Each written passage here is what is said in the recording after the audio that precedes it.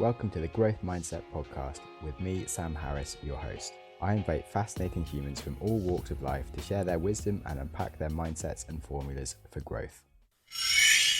So, what made you go into podcasting then?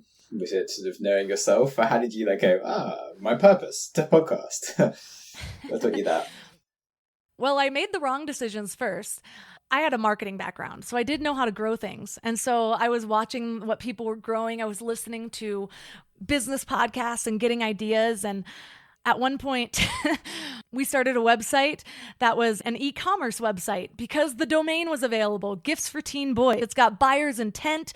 I know how to market this. I know how to use Pinterest for this. And so we built it, my husband and I. And then it was about a month and a half in when people actually started coming to the site, buying. And I don't even know if I like teenage boys. Like, what am I doing? So, which is going to change now that I have a child that's a boy. But then I started a travel blog and I was like, who doesn't want to get paid for travel? And so I started to work. I was getting a lot of free travel. Then I realized the last thing I want when I'm at the top of Machu Picchu is to be live streaming and then have to go home and write about what to do. That doesn't light me up. Just the travel lights me up. This is more my escape. And so then I shut down that. Finally, I remember sitting there thinking, what is my purpose? I have too many interests. And so I actually started to do all of the cheesy exercises at the end of books that I always skipped over. You think like just because you're absorbing the information that you're going to integrate the lessons without actually doing the work. And that's not how it worked for me. And so I sat there and I wrote down my happiest moments. What was I feeling in those moments? And it kind of drilled down to what my top values were, which were freedom, excitement, and learning. And then I asked myself, what does my perfect day look like? And so when have I felt most empowered? And so just asking myself these questions to try to guide myself down a path. And the final one that really gave me a lot of insight into an outside perspective of who I was I wrote a letter to 11 different people that I knew from different areas of my life, like an old employee, my old roommate, my mom, an old boss. And I asked them, hey, I'm doing this entrepreneurship course and I need to ask what my superpower is. If I had a superpower, what would it be?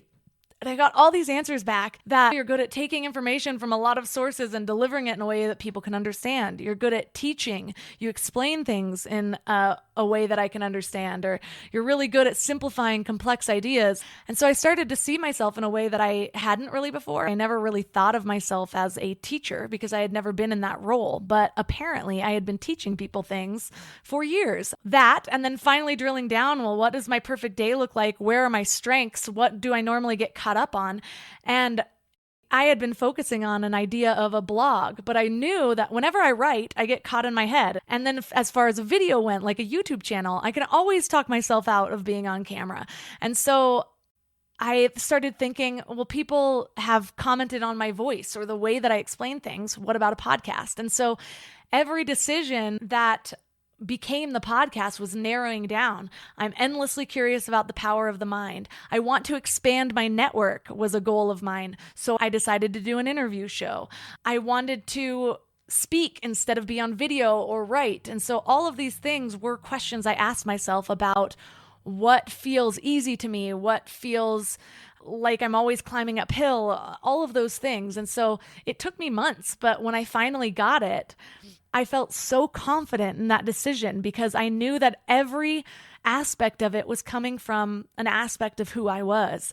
And it was the first thing in about 10 years that I had actually followed through with and kept going. And even now we're 3.5 years in. And it still lights me up every day. I still get excited when I'm like, oh, who am I interviewing next? Or what am I talking about next? And yes, it was a very intentional plan. And I'm so grateful that I did that work finally, because I could have gone another 10 years chasing all the wrong things if I wouldn't have just hit that point. There have been other people that have kind of led the way because a lot of those exercises that I did, I've learned from other people that had already found their purpose. And that's what I work with people now on figuring out a purpose that's not only profitable, but also sustainable. Because the profit part is important too. As a marketer, I definitely also looked for what is there a need for and kind of matched where I was going and what was needed.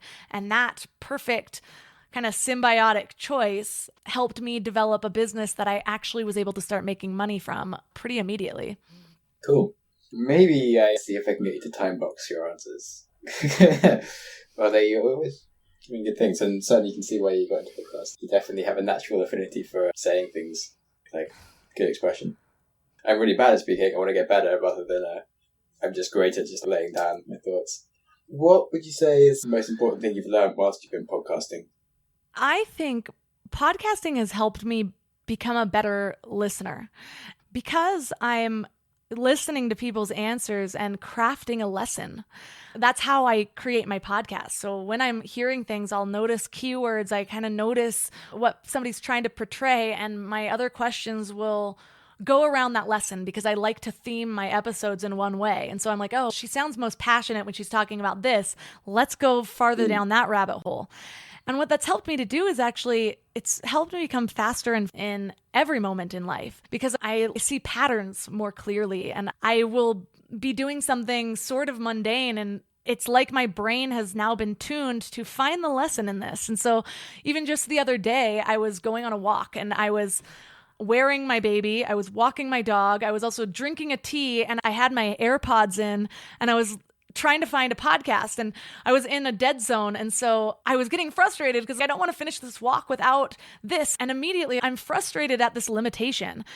Use my own lesson, use my limitations as guideposts. Maybe in this moment, I don't need to be consuming more information. Maybe I just need to be in this present moment. I'm doing enough things. I'm actually quadruple tasking right now. And so I just stopped. And instead, the whole walk became noticing the birds and the lake that I was walking next to. And by the time I got home, I was so much more at peace than any of the walks that I had gone to. And so even just in that moment, you don't need to be absorbing more. I think we can get so caught up in consumption instead of just being and being okay with that, or creation. And so I find myself seeking a deep lesson in some of the smallest things. And I really think that comes from how I've been training my brain through 3.5 years of talking to people and finding their lessons. It's taught me a lot, though, just in conversation skills and how to still shine as myself while creating something that's needed in the world, how to connect with people, what people end up. I get a lot of lessons from the feedback from my listeners. And again, kind of the willingness to look for those lessons. I can find a lesson in almost every aspect of what I'm doing right now. And that has come from this path that I've taken and what I speak about. And it's interesting because I did an episode once on epiphanies and how there's a science behind epiphanies. And every really successful person, if you ask them, what's an epiphany that you had in your life? Almost all of them have this moment that gave me the insight to make this product that made me a millionaire, or this moment that gave me the insight. But not a lot of non-successful people have those. Not all of them do. And again, I think even in my life, I had a lot of epiphanies, but it wasn't until I sat and looked at, like, when was that epiphany? And I actually made a moment of that. That moment was such a big lesson for me. That became my epiphany, but I could have just skipped over it in my life. And so I think it's something that successful people have in common with people that are on a growth path, is that willingness to look back and figure out your lessons instead of just coasting through. And we have so many ways to just numb ourselves out to all these lessons. We have TV, scrolling through Instagram, drinking, whatever people's vices are that allow them to be just a little bit disconnected from that present moment. But instead of finding a way to get just outside of it, I'm now looking for ways to get a little bit deeper into that present moment. And I think that is where a lot of the lessons are. That's where the feelings are, the emotions in the moment that are going to guide me to my next step. And so I could talk forever about what I've learned from my podcast, but a lot of it just comes back to, again, being in the present moment and having a little bit more awareness there, so that you can have a little bit more intention in the next step. Cool. What do you think you did best to grow the podcast? I mean, how did you go from just having the idea to grow and getting able to establish a community around that? Because that's something that people are always interested in doing, and a lot of people think they can do it, but not many people actually do. For sure. The very first thing I did, And the lesson of this will make sense when I'm done is I remember the day I was actually launching my podcast. And I had planned to go to WeWork, which was my co-working space, and basically tell as many people as I could about my podcast. That day, there were a lot of fires in California. And when I stepped outside, all excited and dressed cute to tell everybody I knew about my podcast, it was just a dark haze. And I knew that there would be hardly anybody at WeWork that day. And again, it was one of those, how do I use this limitation as to speak to what I do next? And I ended up going to the nearest CVS, the nearest pharmacy, and buying out all of the smoke masks and going to WeWork. And I sat on floor 2, posted on the WeWork network, free smoke masks on floor 2. And every time somebody came down, I'd give them a smoke mask, but I'd also tell them about my podcast and see if they would write me my first review. So I spent the day helping people create Apple IDs, showing them how to leave a review, sometimes even drafting ideas of what to say. And I got my first 45 reviews that day. And I'm not saying this moved the needle very much in growth, but what it did do is that action, that willingness to kind of be bold and put myself out there, spoke to what I was willing to do in the future. And so many people launch their podcast kind of quietly. They're a little embarrassed. They've never done this before, so they don't tell anybody about it. They might be kind of trying to do these little side growth things, and it doesn't really work. But the energy that you're putting into it is of fear and is of holding yourself back. And instead, I just went full force, like, what is the biggest splash I can make with what I'm given at this moment? And every time I was willing to do an action, I didn't know how I was going to grow my podcast from the beginning at all. But this is the only idea that's coming. Let me actually take action. So I started to build a self-belief that I was the type of person to put myself out there and take action. And then when I reached that next level, new ideas would come to me and I would actually take action on those. And then new ideas would come to me there. And so that first action that I was willing to do, even if it was a small thing, started to change my mindset and expand it. That gave me more and more ideas. But the thing that ended up moving the needle the most was, at the time, Apple wasn't updating new and noteworthy. That was the biggest thing that you could get. Like, oh my gosh, my new podcast, it's now featured on this list. Well, Apple hadn't updated that in 18 months. So that's a limitation. Instead of being bummed that Apple wasn't focusing on their podcast app, I thought to myself, who is featuring things? And I found people that were writing about podcasts. And I found third-party apps that had their own featured section. And I made a point to start building relationships with the people in their marketing team that were actually crafting those things. So I'd find them on LinkedIn and I would find them on Twitter and I'd start retweeting stuff and replying to things. And then my name started standing out to them. So when I reached out and said, hey, I have a podcast that I think is really unique that should be featured, they were more willing to listen because they already knew who I was. But then my podcast had to be good enough for them to want to feature it. And so I thought to myself, how can I make my podcast stand out in this market? It was a self-development podcast. They were all kind of typical in their interview style. So if you go back to my first 20 episodes, I had a 20 episode plan where I was going to make them completely different. And I would spend about 8 hours editing, where people would be telling some story about their life and I would add sound effects like an abusive boyfriend throwing the keys on the counter or grabbing the keys and speeding off, and I would have the sound of keys falling and an engine revving up. So I needed to make my podcast stand out. I knew that if I did that with every episode forever, I would get burnt out, but I could do that for 20 episodes.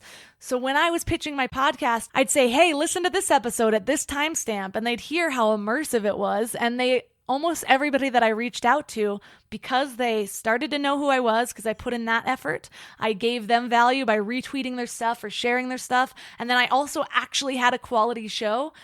I was featured in Spotify, I was featured in Castbox, I was featured in Overcast, and it took a lot of work and creativity, but I was thinking about how can I create something of value that stands out? How can I build these relationships? All of those things together, and to where not only was my podcast featured, but I ended up knowing enough people that I spoke at Podcast Movement on podcast growth 6 months after I launched my show. I've spoken at Podfest. I was invited on stage with Jordan Harbinger on a panel. I was invited on stage with Pat Flynn, all because of those relationships that I developed. And some of them were even like, I paid $700 to be in, and I didn't even have money at this time. I put it all on a credit card to be in Pat Flynn's course so that I could develop a relationship with him, so that I could be in his community and add value. So a lot of it started with adding as much value as I could and really trusting that would pay off. And sometimes it would be a long-term thing. It wasn't right away. I was invited on Pat Flynn's podcast like 8 months after I got to know him. So you have to be willing to put in that work, and people always want some one growth hack, but even the things that seemed like a hack wouldn't have worked if I didn't put that effort into the quality of my show and building those relationships, which were long-term routes to take. But that's how I did it. And there was a lot more ideas that came to me that I could speak to, but we'd be here for hours. But those ideas started to come after I was taking the action and trusting that I could do this. I could put myself out there without dying, and it would all work out. Nice. Yeah, that's really good. Really putting yourself out there, taking action. That was a lot of respect for that. Good work.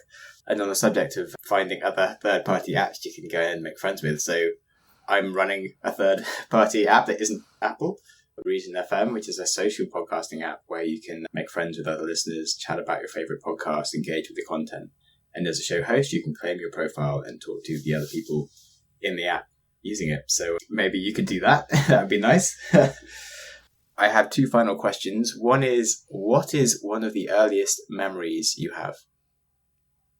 My very earliest memory was laying on this circular Santa rug in front of my grandma's TV while she was changing my diaper. I think I was too young to have a memory at that point, but it stands out in my mind. I can smell the candle that was burning, and that's the first memory I ever remember having. Also, one when my parents were still together, which I remember my dad carrying me in one of those car seat carriers. I must have been an infant. I also don't know why I have this memory. There are no photos of it. But he put me on the counter and he opened a box of Rice Krispie cereal, and there was a flip book inside, like when they still put toys inside boxes. Do they still do that? Yeah. And I remember him flipping it in front of my face as a baby, and a page fell out. And that might be my actual earliest memory, because I think I wasn't even 1 yet.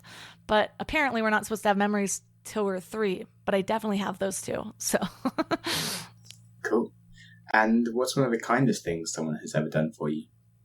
It's funny because when I was recalling, as you asked that question, I wanted to think of some big moment, but what keeps popping out is actually not any big moment. It's just encouraging me to be myself and giving me permission, like that's okay. When we went through my story, I had a lot of issues with self-worth. I always seemed confident from the outside, but the amount of times that people told me that I was too much or too hyper or too big of a personality, as much as I felt I wanted to be confident in who I am, there was always a little seed of self-doubt right after I did big things. And I think it was when I met my husband, there have been times where he knows me well enough to where he could see that me do something with all this light and energy inside of me, and then all of a sudden kind of dim myself out, and he would notice that and give me encouragement and just say, that was awesome, or don't worry about being too much for people. You're just enough for the people, for the right people, or whatever it was. And even singing karaoke in the car, I love to sing.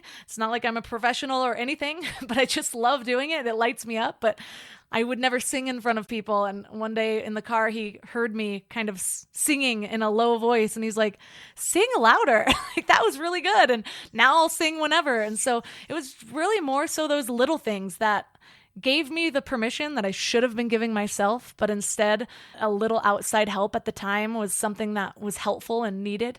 I think that's the kindest thing that anyone's ever done for me. Thanks. Cool. Well, thanks so much for coming on the show. That was lovely. Do you have any questions for me at all? What's your favorite part of podcasting, and how did you get here? I guess I'm really curious, and the chance to be more curious is great. So trying to have deeper conversations with people who you might not be able to get hold of is awesome. Chance to kind of develop your skills and be curious about like those is really nice. And like on my other podcast, I kind of read a book a week and just geek out on learning more. And I think it's just a nice forcing function to make you do things a bit more properly. Like, I love reading books, but I don't like bother to make notes on them and sort of condense that knowledge. But because I have the podcast, I suddenly do that kind of thing. And it's just nice to have that sort of follow-up nature and do something good with that. I guess curiosity really was what drove me, and it's really good for that. I think curiosity is the best driver because it keeps us open-minded to the decision instead of making the decision based on thinking we have it all figured out. So I love that. Thanks. Cool. All right. Well, anywhere you want people to go and find you besides the Mind Love podcast? Yeah, my website is mindlove.com, and I do have a daily email called The Morning Mind Love that's just short notes of inspiration from your highest self. It helps you start the day on a positive note, and you can sign up for that right on the homepage of mindlove.com or text the word morning to 33777. Cool. Thanks so much. Thank you. Congratulations on listening to a whole episode of the Growth Mindset podcast. Before you race into another podcast, try pausing. Ask yourself, what have you learned? What could you change? How will you make that change happen? Did you press pause? Knowledge is useless without action. What did you learn? What should you change? And how will you make that change happen? You can tell us what you learned by contacting us through the website, growthmindsetpodcast.com, and feel free to connect with us or our guests, or just peruse the show notes. Our Instagram is @growthmindsetpodcast, or follow me @samjamsnaps for a daily reminder to stop using Instagram. If you enjoy random acts of kindness and want to support the show, you can support us on Patreon or leave us a review on iTunes, and you'll make me very happy. And with that, keep learning and keep growing.